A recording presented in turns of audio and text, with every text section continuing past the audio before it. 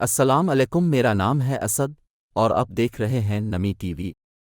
آج کی اس ویڈیو میں ہم بات کریں گے کہ کویت نے پاکستان کو بلیک لسٹ کیوں قرار دیا۔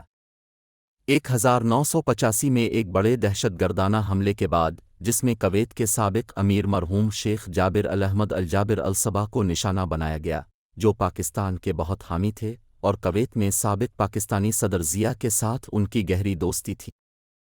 لبنانی حزب اللہ ملیشیا نے شیخ جابر کے خلاف اس وقت قاتلانہ حملہ کیا جب وہ اپنی رہائش گاہ سے دفتر جاتے تھے۔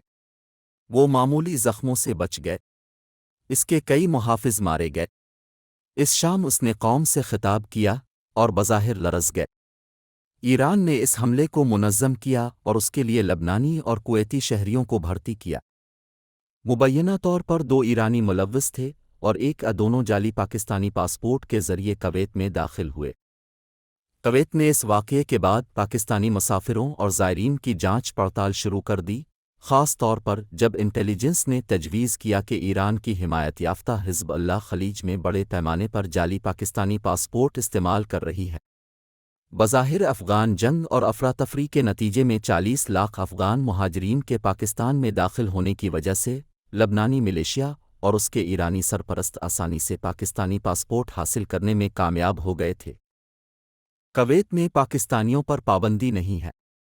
اس کے کریڈٹ پر کویت نے 1998 کے جوہری تجربات اور مغربی پابندیوں کے بعد مؤخر ادائیگیوں پر تیل کی فراہمی کے ذریعے پاکستان کی مدد کی۔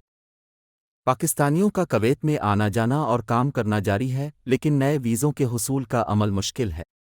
تاہم کوئی پابندی نہیں ہے۔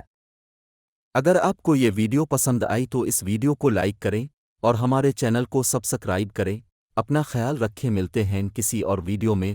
خدا حافظ۔